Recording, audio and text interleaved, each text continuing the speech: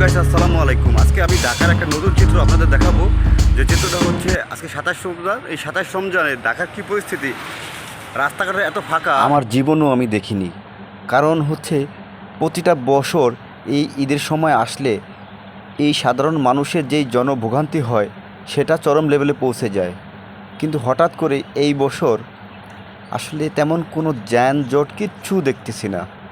কারণ আজকে 27 রমজান। এই 27 রমজান হচ্ছে মানুষের ভিড়ে রাস্তায় পা দেওয়া যায় না। আর সেইখানে এই অবস্থা এত ফ্রি। বন্ধুরা, আমি এখন আছি আগারগাঁও মেট্রো স্টেশনের নিচে।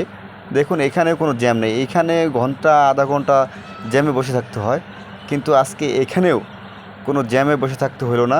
আমি প্রায় 30 সেকেন্ড 40 সেকেন্ডের মধ্যেই বের হয়ে গেলাম। প্রিয় বন্ধুরা, আসলে এমন ঢাকাই তো আমরা চাই, তাই না? এতে হয় কি, আমাদের কর্মঘণ্টাও বেঁচে যায়, আমাদের কাজও তাড়াতাড়ি হয়, সময় মতো অফিস আদালতে যেতে পারি। এতে আমাদের দেশের অর্থনীতিতে অনেক বড় ভূমিকা পালন করবে যদি আমরা এই রাস্তার ট্রাফিককে সঠিকভাবে পরিচালনা করতে পারি। বাংলাদেশ সরকার যদি রাস্তার ট্রাফিককে সঠিকভাবে পরিচালনা করতে পারে আর নিয়ন্ত্রণ রাখতে পারে, সেক্ষেত্রে আমাদের দেশের অর্থনীতিতে অনেক বড় একটি সাফল্য বয়ে আনবে। কারণ হচ্ছে জ্যামজটে অনেক কিছুই বিলম্ব হয়, আর বিলম্ব হলে অর্থনীতিতেও এর অনেক প্রভাব পড়ে। তো বন্ধুরা, আমি দেখতে দেখতে চলে আসলাম। আমার বাম পাশে হচ্ছে ক্যান্টনমেন্ট, আর ডান পাশে চিনমৈত্রী ফেলে দিয়ে আসলাম, আমি পেছনে রেখে আসলাম। এখন আমি আস্তে আস্তে আমি বামে চলে যাব। বাম দিয়ে যাচ্ছি আর আপনাদের সাথে গল্প করতেছি। কারণ হচ্ছে আজকে রাস্তায় বের হয়ে আমার খুবই ভালো লাগতেছে।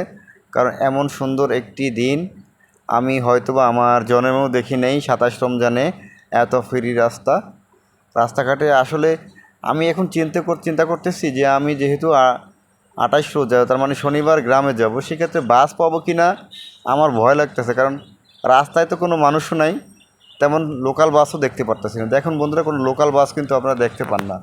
কারণ হচ্ছে লোকাল বাসের কোনো আনাগোনার মানুষ নেই, লোকাল বাস থাকবে কী করতে। আমি চিন্তা করতেছি আমি বাস পাবো কি না। 28-29 রমজানে তো মানুষ একদম ঢাকা শূন্য হয়ে যাবে, যে অবস্থা আমি দেখতেছি। দেখতে দেখতে বীরশ্রেষ্ঠ জাহাঙ্গীর গেট ক্যান্টনমেন্টের এখানে চলে আসলাম।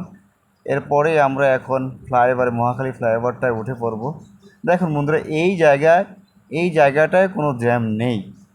এটা ভাবা যায় আসলে, এটা অনেক বড় একটা বিষয়। এবং এই বছর ঈদে কোনো জ্যামজটে পড়েনি কোনো সাধারণ মানুষ, ভোক্তারা কোনো জ্যামজটে পড়েনি। সারা দেশে খুব শৃঙ্খলার সাথে এবং কি সুন্দরভাবে বাড়ি পৌঁছেছেন প্রত্যেকটা নাগরিক। এই জন্য আমি বর্তমান সরকারকে ধন্যবাদ জানাচ্ছি এত সুন্দর করে এটা গুছিয়ে রাখার জন্য।